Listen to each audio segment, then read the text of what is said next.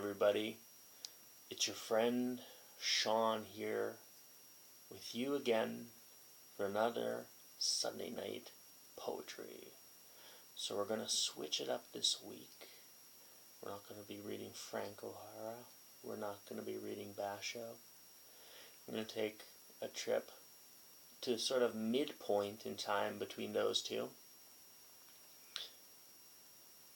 but stay almost geographically in the same area as Frank O'Hara. We are going to read some Walt Whitman, who I guess you could say, lived for quite a while and wrote poetry for quite a while.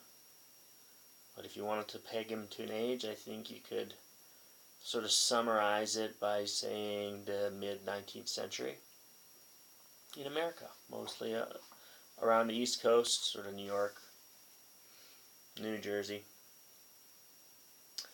This poem is from, I'm going to read a verse from I Sing the Body Electric, a poem.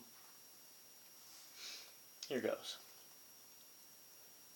I knew a man, a common farmer, the father of 5 sons, and in them the fathers of sons.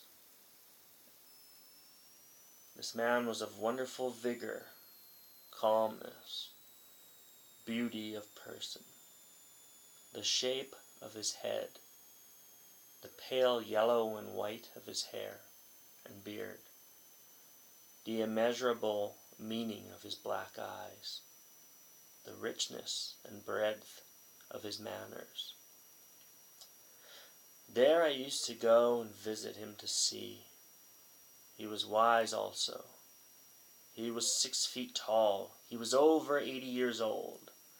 His sons were massive, clean, bearded, tan-faced, handsome. They and his daughters loved him. All who saw him loved him. They did not love him by allowance. They loved him with personal love. He drank water only. The blood showed like scarlet through the clear brown skin of his face. He was a frequent gunner and fisher. He sailed his boat himself. He had a fine one presented to him by a ship joiner. He had fowling pieces presented to him by men that loved him.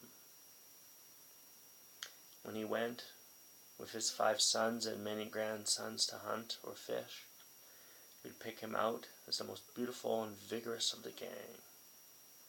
You would wish long and long to be with him.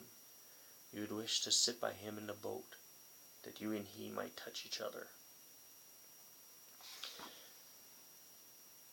Beautiful poem. I think a lot has been made of whether Walt Whitman was homosexual or not. And personally, I find that's not what I'm interested in poetry for. And to me it doesn't matter whether he was or wasn't. Either is fine with me. It doesn't change the poem, the labels we put on it.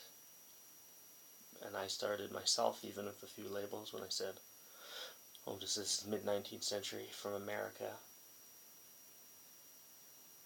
But that doesn't matter. It would be just as good of a poem if it was written in France or Africa or somewhere in Asia. I think that gets lost. It gets lost in a lot of criticism where you say, oh, so-and-so is part of a school. So-and-so read so-and-so. So-and-so is a student of so-and-so. At the end of the day, what's really important? We can chase down all these other angles. We can look at it through a Freudian lens. We can look at it through a Marxist lens. We can look at it through any other of these schools of critical thought that seem designed to kill poetry, to sterilize it, and academize it. But at the end of the day, I'm a person who likes poetry, as I assume you are for tuning in. I think without putting a label on myself, that I come by it naturally. We read lots of poems when I was a kid. My mom was from England, and poetry was a big part of her education. Her mother wrote poems. I don't even know what language they were in. My guess would be Gaelic. That was her native tongue. I think she wrote in both, actually, Gaelic and English.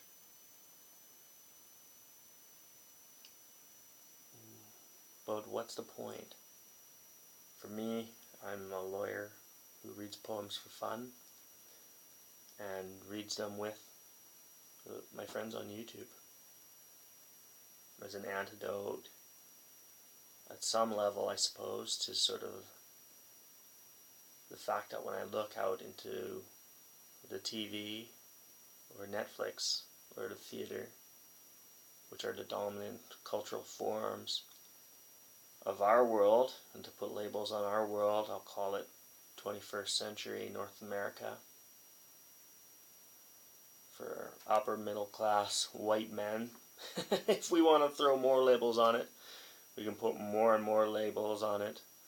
Straight men who are vaguely Catholic, Protestant, whose mother was an immigrant, and whose paternal great-grandparents came over at the turn of the century.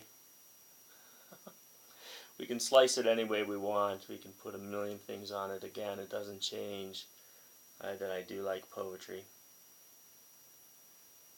And I love these beautiful images in this poem. It sets the scene. This is a vanished world, isn't it? A common farmer. A man of vigor, calmness, beauty of person. The richness and breadth of his manners. A person who is 6 feet tall, even though he's over 80. That was probably rare in those days. His sons are clean, bearded, tan-faced, handsome. And people loved him. And I think as his daughters love him and his sons love him and other people love him, I think that's a platonic love. You ever met anybody who has that incredible quality of calmness? I'll tell you a weird story about that. Once my dad and I were looking for some gravel. I forget what we needed it for. And we pulled over on the side of the highway, I think somewhere near Briscoe. And there was a guy who had his own little gravel pit with one sort of set of conveyors and screens, or however you set that up, on the side of the highway. This guy, he stopped what he was doing to talk to us. He said, "Oh, can we get some gravel?" And he said, "Listen, go talk to Max in Vermeer, because that will save you gas. And he's a good guy." And he said, "Oh, you guys are father and son." And we said, "Yep." And I almost thought for a second he was going to say something bad about his dad, but he said, "I remember my dad." He said, "Oh, I loved him. What a great guy." It was such a strange thing to randomly inject into your day, was to talk with this incredibly peaceful person who took a moment to talk about how he loved his father. I think that, however you want to label it, is what shines through in this poem. That people that have almost a beatific quality of grace and power and character. He drank water only.